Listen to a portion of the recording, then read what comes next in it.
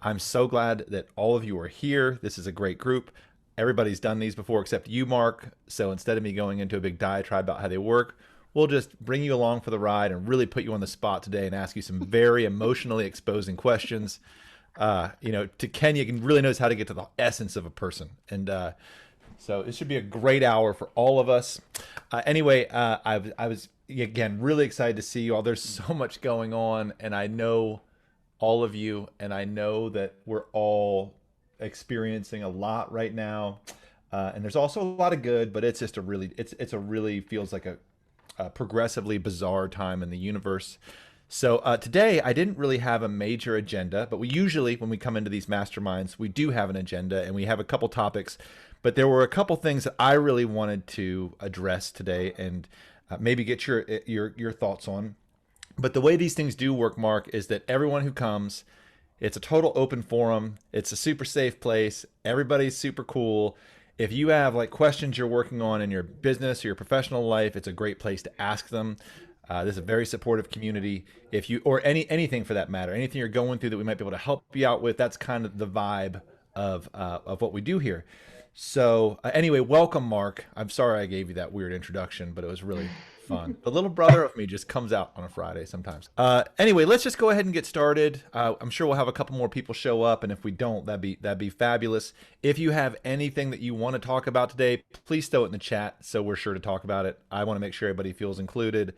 One of the things I wanted to throw out right at the beginning of the day, is, and everybody in this group knows this because this is kind of what the core of this whole big thing has been about, is I wanted to make sure and ask, just directly ask, if there's anything that I can do to help anybody, I'd love to offer to do it. And what I mean by that is, this week I've been, I'd say the highlights of my week have been connecting with Melissa, sharing what we're going through, talking to other startup founders that I talk with from around the world that are doing different tech companies. And, we support each other and we give each other introductions and to other people that are doing this type of work. And you get off those calls, you're like, oh, I'm so glad I was able to maybe help this person in some way. So I want to really make sure, because I know you all offer this up as well, is that if there's ever anything that you think I can help you out with, like maybe introduce you to or somebody, or help you with an idea, please DM me. And I hope people that are watching this later also know the same thing, because that's the thing I like to do most. And I know you all feel the same way. So I wanted to pass that sentiment on. Hello, Nate. It's good to see Hey, you. That's good to see awesome. you. Uh, also, Mark, you're the only person that hasn't been here before. So perhaps you'd like to just introduce yourself and say hello. Oh God. Hello. So I'm a guitarist. I teach guitar. I have Guitar Orchestra of Seattle that's been around for 21 years, and I am cathedral guitarist at St. James Cathedral. During the pandemic, I started a project called Midnight Confessions, which was a musical reflection post every single day that was taking in the day's events, and it kind of was born out of a kind of a, I don't know, a need to do a musical exorcism every single day because of my frustration with politics and a lot of stuff. So I just crossed 365 this last Monday, and that's been a really great project. And now I'm trying to figure out what the next step is. So I have some ideas for where I think I can go with it. Mm. Welcome, Mark. And so Mark is like a Seattle classical guitar, super nice human being. I'm really excited for you. You're gonna love all these people, Mark. But one thing you do, you should share your link to what you're working on Okay. in our group, and you can share it here in the chat. And you all should follow what he's doing because it's really great. The Midnight Confessions, it's really fun when you get to catch. And you're doing this every single day, right? Yeah, it's now since I've crossed 365, I'm trying to figure out what the next step is. I think that the Midnight Confessions was really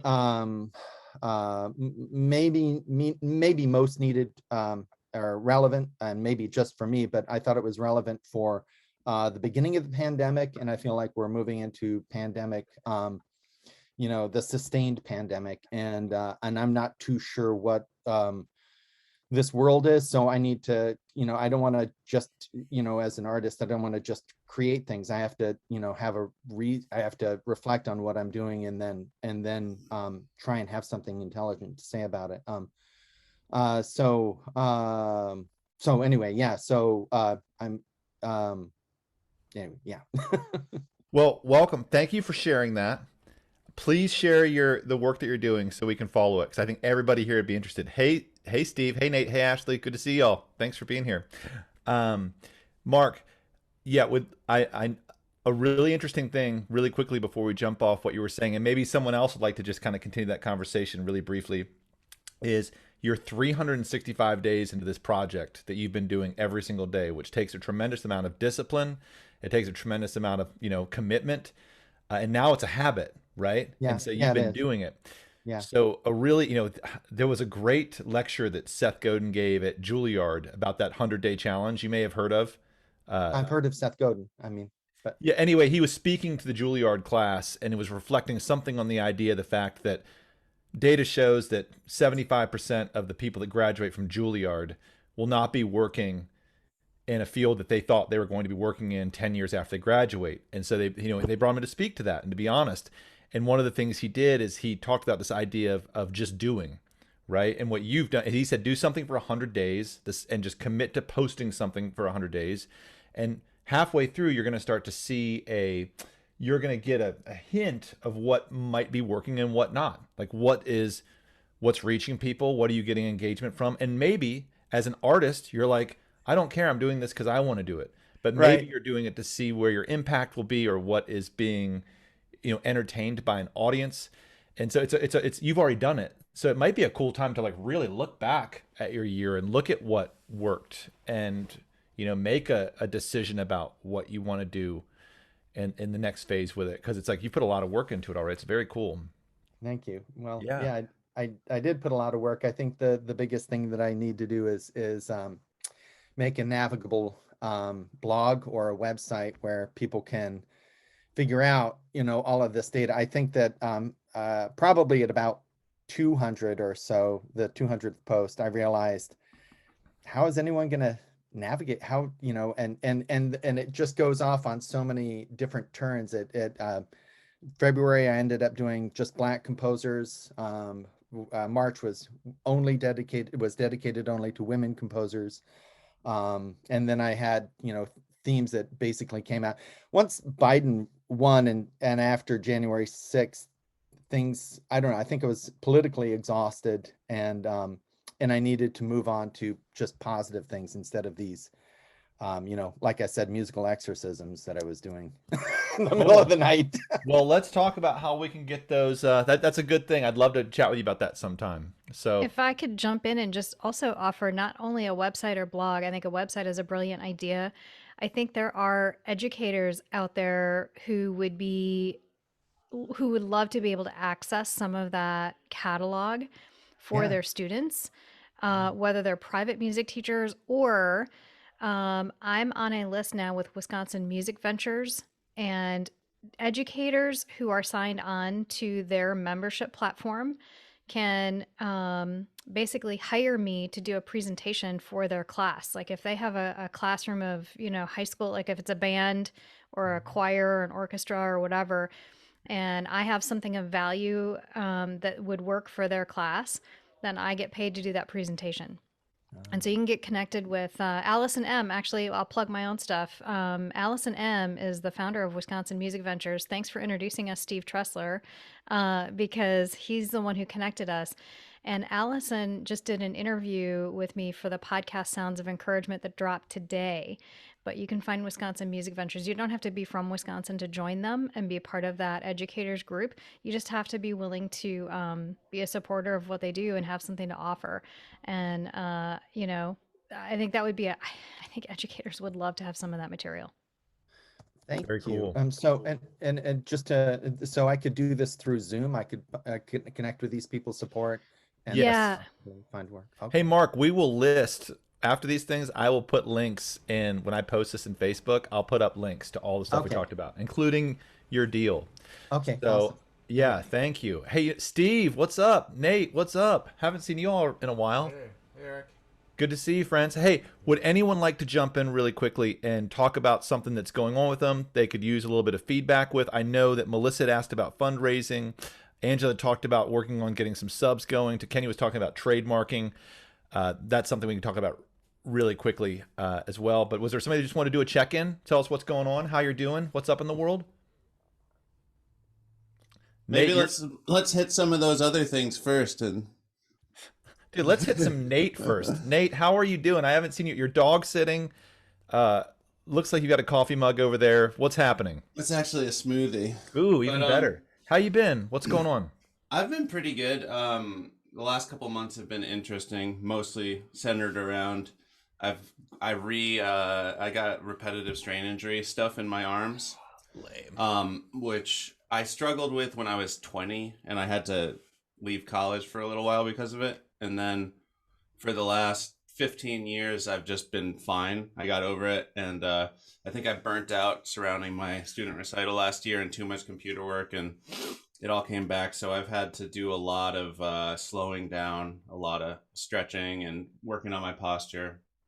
But yeah, like at the end of it, kind of hit at the beginning of August, and I had August mapped out to finish shooting and launch my my piano course that I'm gonna sell to my YouTube audience and mailing list.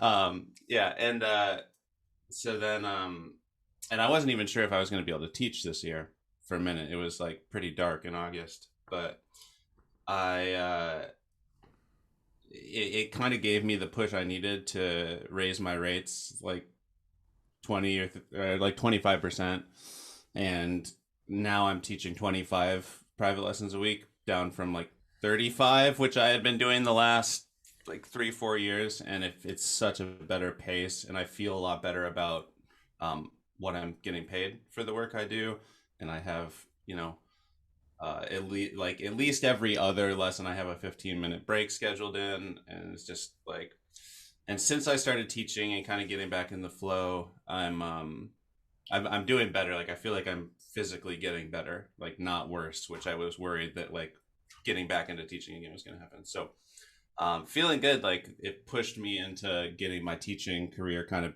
where what feels more sustainable. And now I'm kind of back to working on my course and keeping up with the YouTube stuff. Yeah, that's where I'm at. I'm feeling grateful that I'm getting better.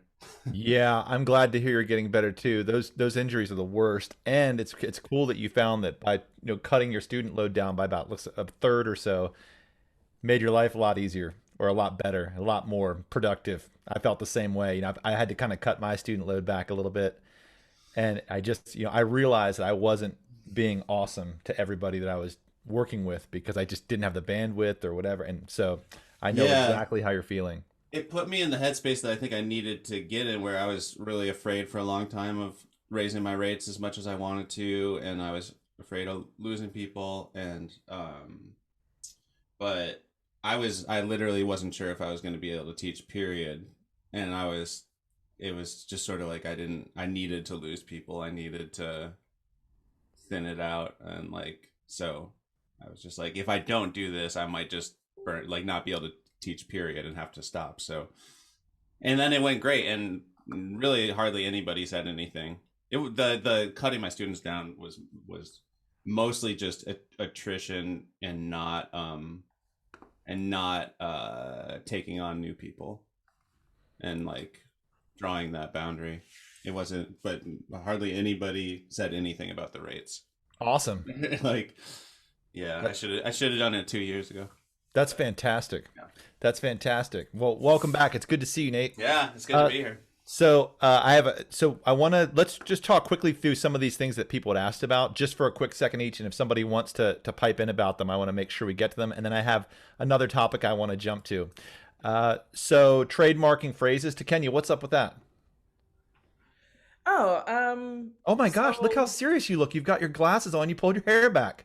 Oh my gosh. It was like, I'm sick of picking this fro. It's time for some fresh braids, but I got to dye these grays first so that the hair I put in matches the hair on my head. Okay. I'm liking the glasses, transformed. Thank you. So, I've been using this key of easy phrase a lot, a lot, a lot. And I've been using some other phrases that when I talk about them or the little things that I come up with, people vibe with it a lot. And they even will go so far as to say, oh, I'm stealing that. No, no, it's time to protect intellectual property here. So I want to trademark the phrase key of easy because I use it a lot. I just finished getting my website kind of zhushed for that. And I just want to make sure I protect that. So I'm trying to see, is this something I can DIY? DIY? Yeah. Do DIY? Whatever. DIY. Yeah. Yeah. And Is you this can, something I yeah, you can protect yourself that way. And if you've never done it before, you may want to connect with a lawyer. Maybe you have a lawyer friend. I can actually ask our lawyer the next time we talk to him what the quick way is to do it because I talk to him all the time.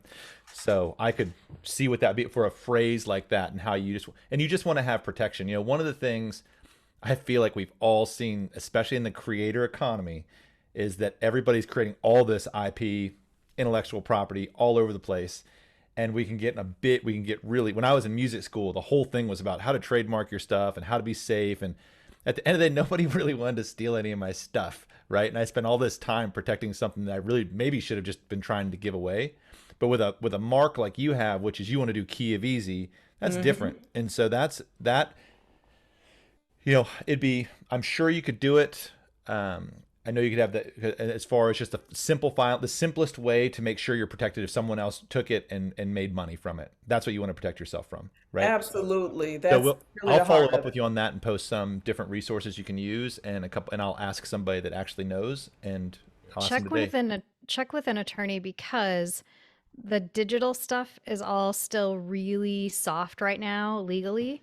And so check with an attorney and maybe someone who has done something with the digital side of it because all that copyright stuff and trademark stuff has changed.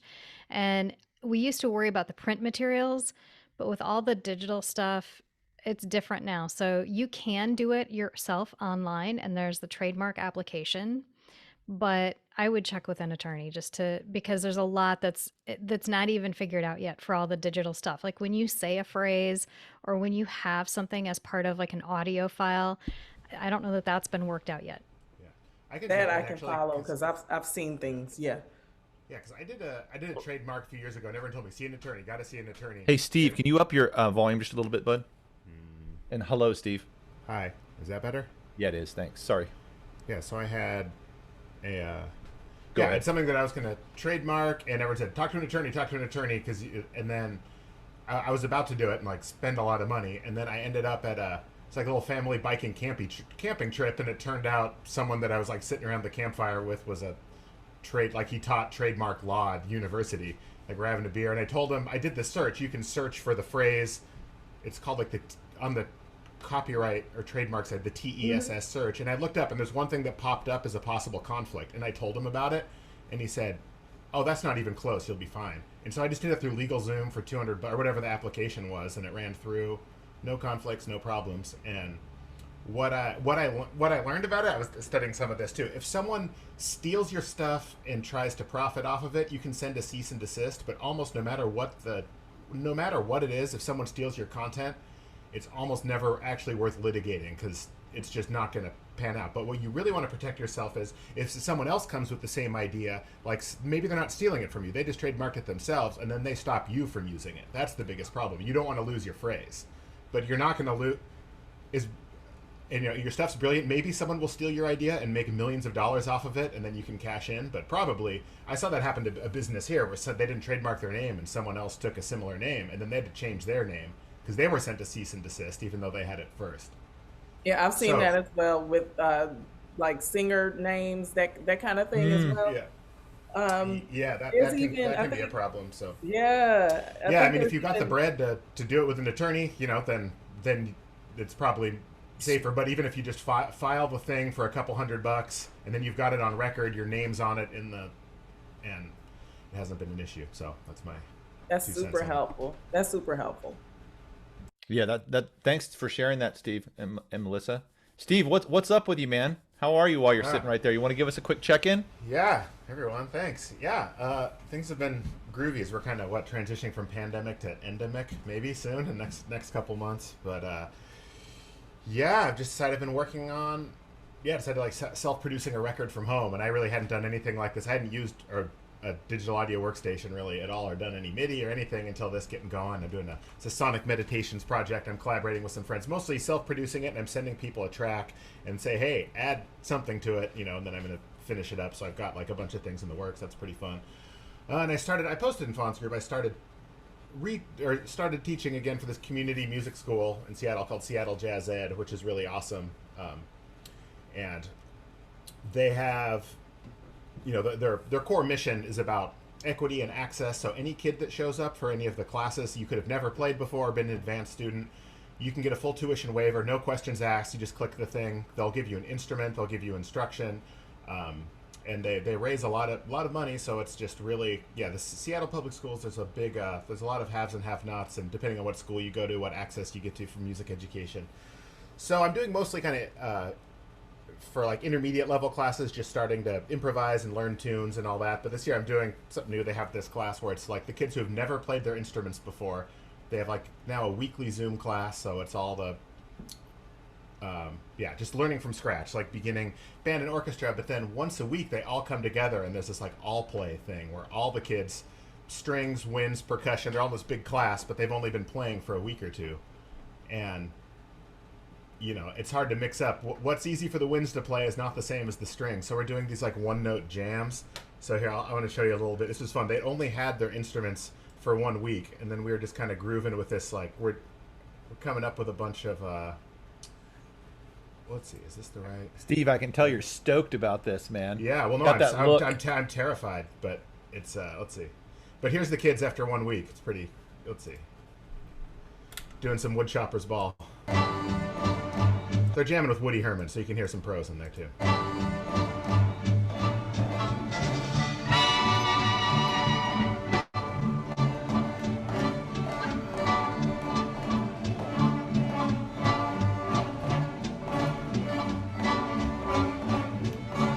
Yeah, so they're cruising. It's fun, and there's no let's see, stop the share, and yeah, we're not using any sheet music for a while, you know, because when I was in band, it's like all the cymbals and everything was just like stuffed right in your face. So I think we're gonna do like one note samba this week, and we did the THX thing. The audience is listening. You can do that on a concert D. So I'm trying to figure out what's some activity we can do, where at the moment they only know one note in common. Because as soon as you go up to Ray, it gets really confusing for some instruments. Like, okay, the horns want to play in B flat, but, you know, sure. You start the strings in B flat, they'll revolt. Unless we tune them to B flat. No, just kidding. Can you use any of your improv ideas? Oh yeah, yeah, I've got two. Yeah, I've been doing lots of that. So I was signing up because I hadn't really done beginning band at all before. I was like, what are we going to do? You know, it's kids that can't hold their violins or don't, you know, and then new kid shows up that didn't come to the Zoom class, so it's like the structure of it's a little chaotic actually, but there's the Jazz Ed also has this program there's some high school mentors, like some high school students that are wanting to be music teachers, so they're getting like mentorship class from educators, and then they're dropping in to help out. So you've got these high school mentors there that were sitting around. I'm like, this kid doesn't know what end of the trombone to blow into, and they can help out. So it's a little, as I said, a little chaotic, but that's been a fun thing because I haven't really done any in-person teaching besides a couple backyard lessons. So it's fun to be back in there and doing that. So that's what's been on my mind. Very week, cool. You know, Steve, I was thinking about you, and and if I could, I wanted to something that as a midpoint, just conversation starter.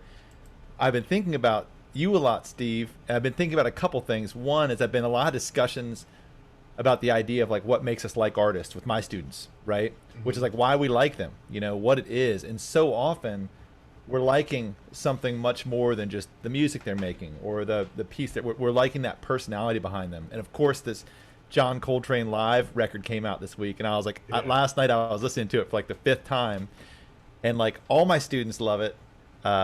I love it. Everybody I know loves it. It feels like a really big deal, like in the jazz world. And I was thinking, it'd be so fun to do a mastermind and talk this through with Steve.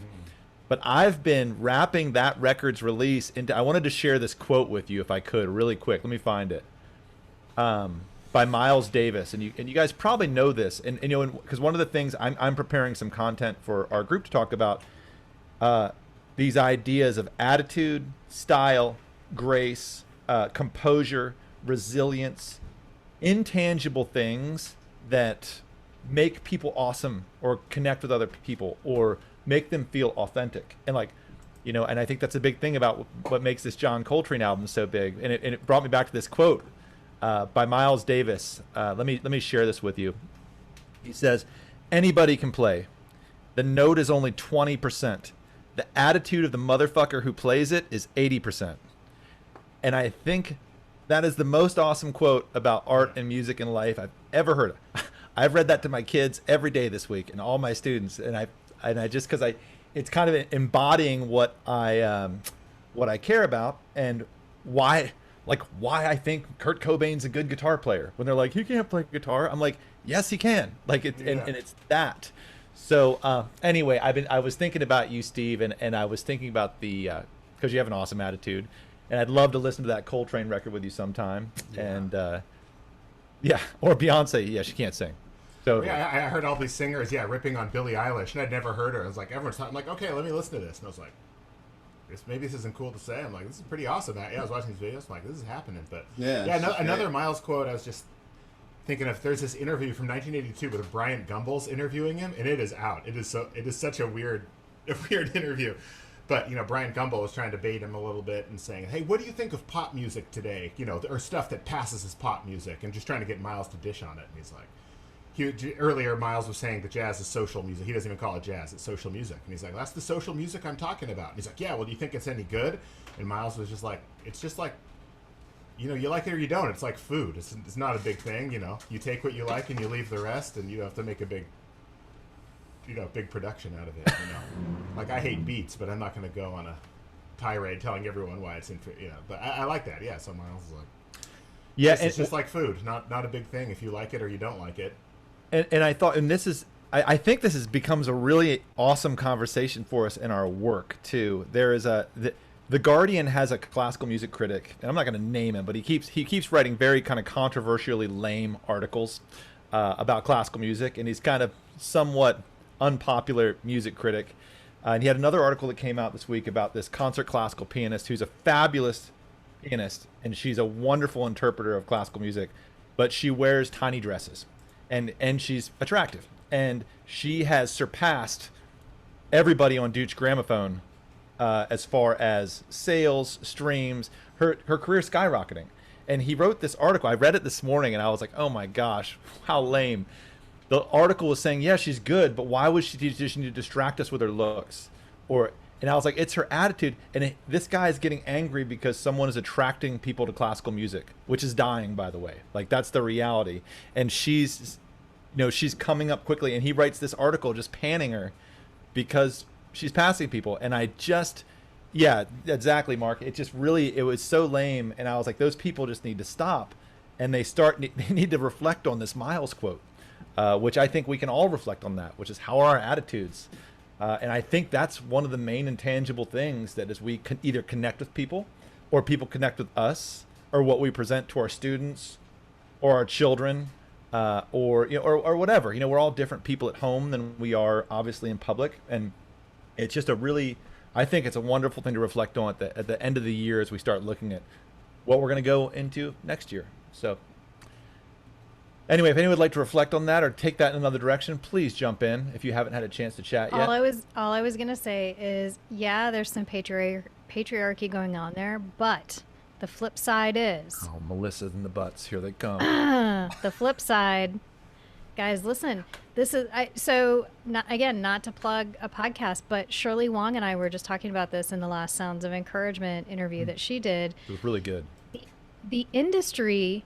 If you are in this as a professional, the industry has to make money off of you. And if you are too old looking, if you are not attractive enough, you will not sell, and you will not sell out. So the point for the industry, for the promoters, is to make money off of you for as long as possible. So they get young, attractive people. They don't really care, right, about if you're injured or if you're playing too many concerts or traveling too much, or if you're sick or if you don't feel well, because the point is to sell tickets, and that sells tickets. So, okay, it might be that this is this person's personality and their attitude, but probably a good 50% of it is also that's what's going to sell, and so that's why that person is doing it. At least probably 50% of the reason. You know, and that was one of that podcast with Shirley. I messaged her because it was one of my favorite ones you've done so far. I listened to the whole thing and I thought it was really cool. Yeah, she's awesome. She's Thank really you. awesome. Yep. That's and it's a great point. So, and it does matter. You got to play the game if you're going to be in it. Yeah. And that's it for. Oh, sorry. No, I'll just leave one other thing. I posted to Twitter last week. I said, classical music people, give me the name of the most soulful, popular, current, modern classical artist, because I was thinking about this idea about where classical music is going, and because that's important to me. And everybody, the majority of the answers were Yo-Yo Ma. And I was like, Yo-Yo Ma is 66 years old, about to turn 67. And like, yes, he's a household name, but that can't be the only household name. I've got a name for you. Are you guys familiar with Gabriel Kahane? Oh yeah, I went to school with him. No way. Serious? I got some funny story. Yeah, he was a jazz piano major for a minute at New England Conservatory. We played combo together. He was his dad's a famous conductor, and he does pianist. He's Yeah. So to me, he's kind of one of the guiding. I mean, I hate to get I hope this isn't verbose, but one of the guiding lights in classical music, because to me he's interesting in that he's addressing without saying he's addressing it with his body of work. Basically, the pretentiousness that classical music is always criticized for. He writes basically very tuneful things that stray outside, I guess, if you will, a little bit, and they're thoughtful things. Like his first record is about a bunch of old pre-war buildings in LA that are basically torn down, and I think that's something here in Seattle we can really relate with that. So Gabriel Kahane, I think he's a young guy, drinks whiskey while he's playing on stage, plays with Jack Quartet. The guy, the violinist for Jack Quartet, Jimmy Jufrey. Mark, it'd be cool when I put this post up and I see this Melissa too. This guy, anybody that has a person that they would think is awesome, please put that when I post this. Throw that in the comments, because I'd love to see that and take a listen to him today. Because I don't know Gabriela Montero either. Yeah, Gabe Kahane. Yeah, I haven't heard his stuff in a while. But yeah, he's a songwriter too, and he's singing. He's not showing up as a classical virtuoso. But it's within that realm, and some really clever songwriting. Yeah, just one thing about the idea of being young and attractive, and that's what it's going to take to sell all the. That's talking about, this is still kind of our idea of being like, making it as like being a rock star or being a big pop star that everyone knows and making millions of dollars. But there's lots of people that can find their 1,000 true fans. I know plenty of people that are touring, making good money, that are, not, young and on the cover of a magazine or something. I'm not going to name any names here. But yeah, they find music that's deeply resonant with a small group of people and like make it happen. I mean, they might not be like the next Voice or whatever. So there's definitely ways that people are doing it without. Absolutely. But yeah, if you're looking at being the rising star with the most say, the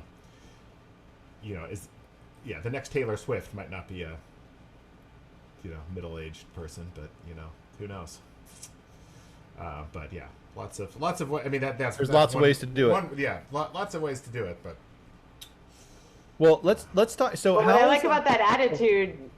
It doesn't matter how old you are. Like even as we get older, we can still have that attitude. Yeah. So that's the part of it that I'm resonating with. Like, and that's really true in anything. Like, and I think about, as you guys know, like I'm fairly new to piano teaching, and it was such a career shift. And I used to be like kind of hesitant, and I've gotten a little bit better at projecting an attitude of confidence, even though I don't always feel it. And it just makes such a difference. And it took a little bit of finding my way, but now I feel like comfortable enough in it that I can do that. And whether I am confident or not in that particular student or activity, like just having that really has made a big difference for me. And so trying to muster that up. So I really like what you're talking about.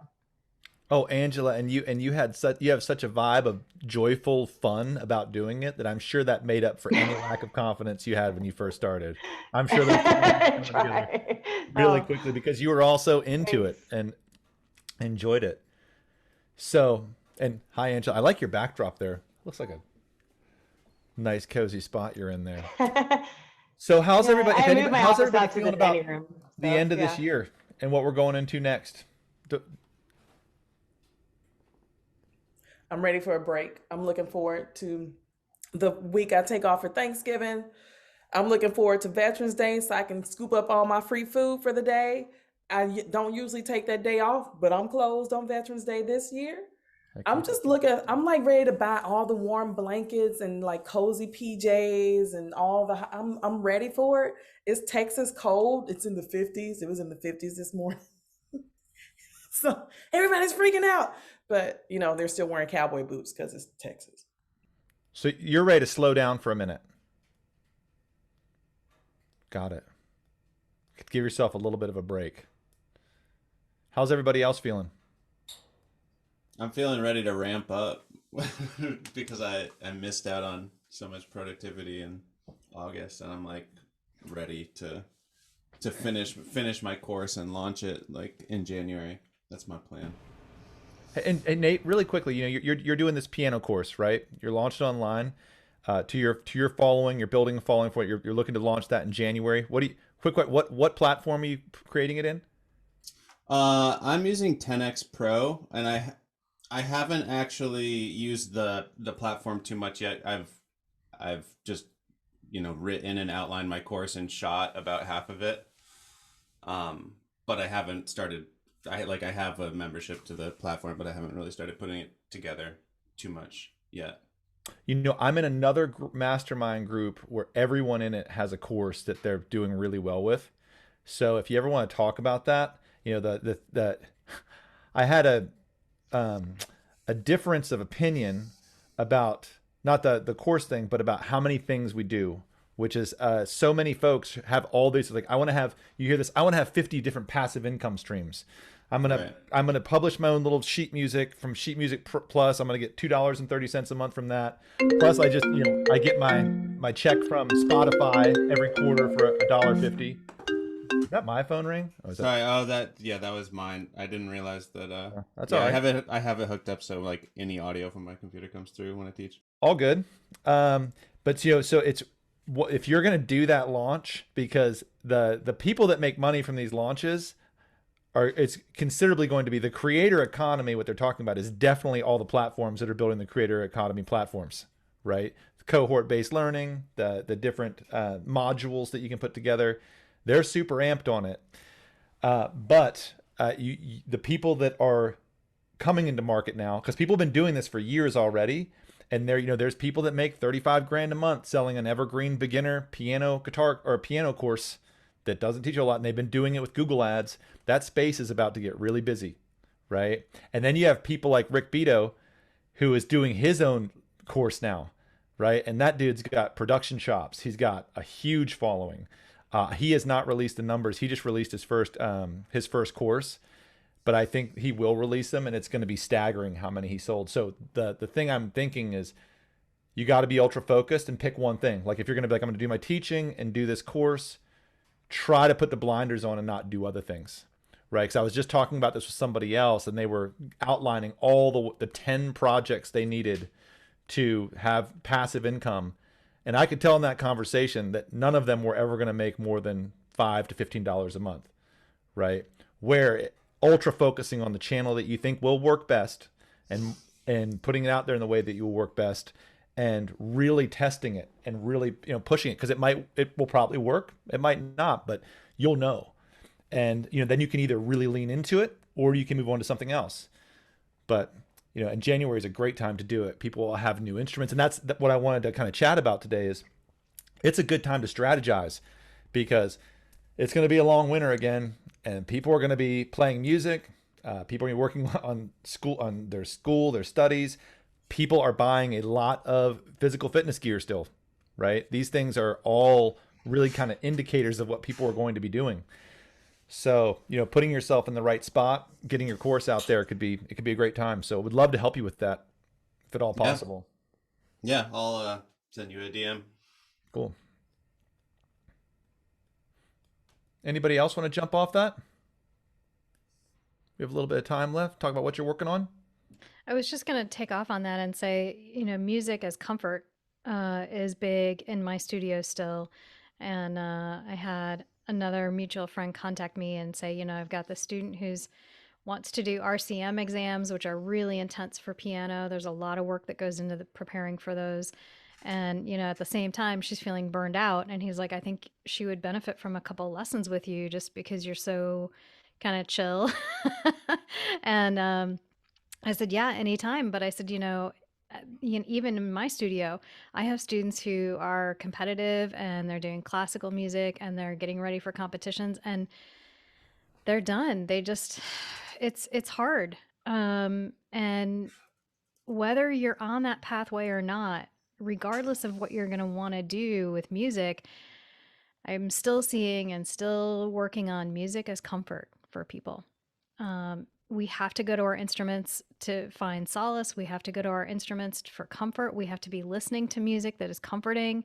We have to be listening to Steve's new album. We have to be finding things that bring us meditation opportunities, that bring us peace, that bring us comfort, that bring us joy. Christmas is coming up and people are going to be very nostalgic, and we need to let them go to their instruments and enjoy it and not worry about did I get all the notes right? Did that chord transition work? I said to Eric earlier when we first got on the call, I went from the shit show here in my own life and my own family to we're trauma central right now. I've got students walking in the door with so much stuff they're dealing with. And so we're just focused on how can we give people the comfort and the peace and the joy that they need. And I think that's still going to be big this year too. Yeah, big time. And it doesn't matter what you do, right? If you're a personal trainer out there, you're helping people find joy in moving their bodies or getting and being healthier, or poetry or whatever. We all need these things to lean into, and music just happens to be awesome, especially for these winter months. I see Ashley's here. I just noticed you there, Ashley. Ashley's our head of marketing here at Fons, but she's hello. I didn't want to put you on the spot, but in case you were just hanging out. But we talk about this all the time. Is the noise that's out there, right? And just the noise and the fuzz, and also the reality that people are going to, and what can they lean into that gives them security, right? And feeling safe and feeling supported. I love that you said nostalgia, because nostalgia is unbelievably healing, right? I mean, that is that whole holiday season for me, especially too, is that is a comfort. And whatever it is we're doing, gosh, having an intention of bringing comfort, because we can rest assured every single person that we are dealing with has been traumatized or is currently being traumatized, whether it's through their own deal or what they're hearing from their families.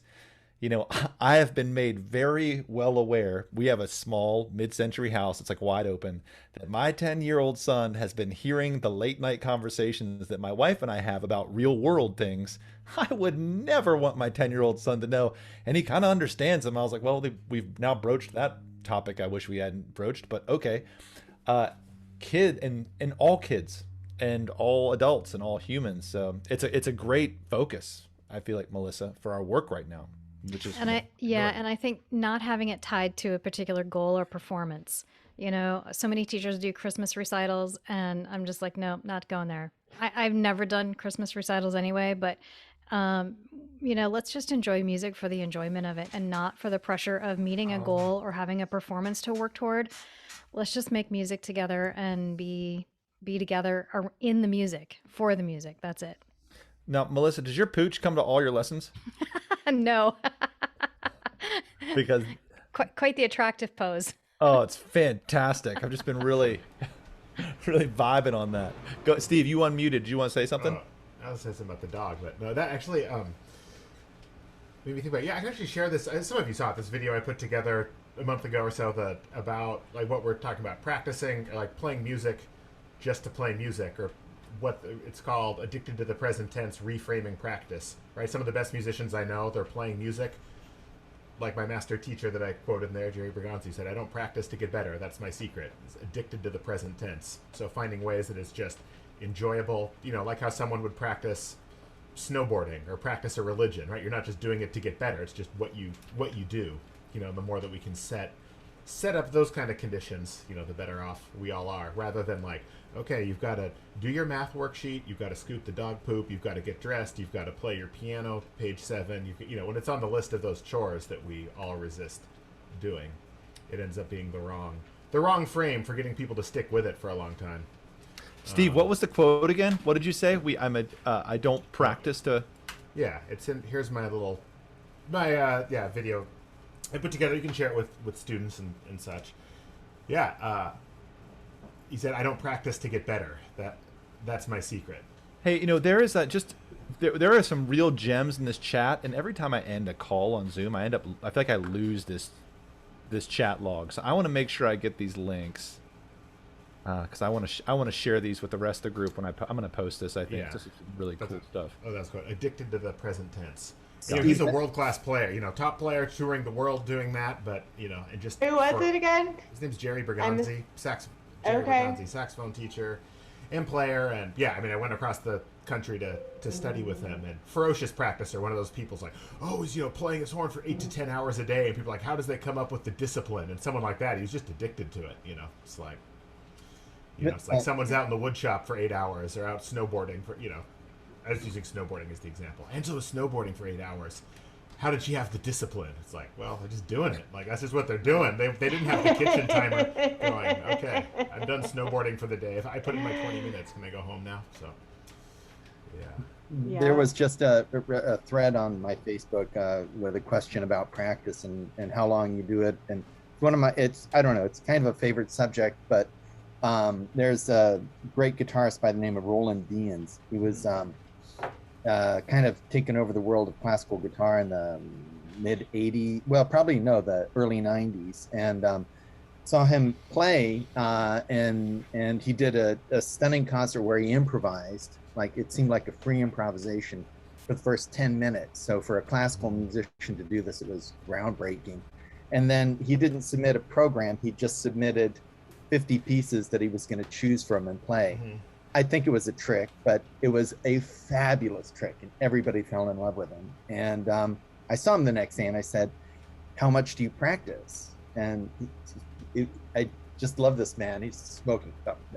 I don't practice anymore. I just play.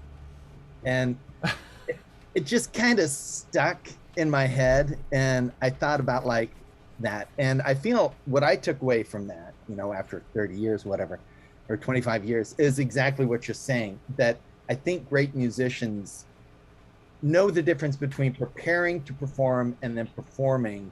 But as you get older, you have less time, and as you get more efficient, you sit down with the intention to make the music right there. And I think that's similar to what you're saying. I can't wait to watch the YouTube video. Oh, thanks. Yeah, that there doesn't have to be a separation between the practicing and the real thing. I mean, there are times, yes, as we're building skills, you'll have to like we all know that. But the analogy I use there is like practicing medicine. If you ask a doctor, well, how many hours do you practice? It doesn't make any sense. Exactly. It's everything they do is part of the practice. So they're not going to sit there for 40 minutes to 3 hours practicing and then go and perform medicine. It's like it's all part of the practice. So. And this applies to anything. Yeah. I don't know. Did you guys ever see that slip disc thing that was out there? Student has revelation and listens to teacher. And yeah. You know what? Actually, that's a good idea. And then it goes on with imagine you're doctor, you're at law school or medical school, and it's like, oh, I listened to the teacher. What was the revelation today? Oh, that's fantastic. Well, I have to run, everybody, in just about 2 minutes or so. But if anyone has anything that we missed that we can talk about really quickly, I'd be happy to hear that. I have some other topics that I'm coming up with for our next ones I really want to talk about. I've been doing some pretty cool research about some business things. But does anybody have anything that didn't get talked about? Maybe they have just something kind of prying in the back of their mind that we could quickly lean into before we jump off for the day and then do this again? I got a crazy one. I got a podcast I've been listening to, Eric. I got to send you. I've been like the most skeptical of any of. I'm going way off off the rails here. Way skeptical of this like blockchain NFT stuff, like shiny new objects. But this business podcast that I really respect, this guy was kind of showing the big vision on how some of this Web 3.0 can break through some of the gigantic platforms that have taken over. How like what it means for community to break through of not having to rely on Facebook and Visa and PayPal or all of these intermediaries, you know, the big evil corporations, and how it can build some of these things, how some of these new digital things that just look like whatever, you know, like I'd like to check out that podcast too. Minting your own currency, but using it within your own community.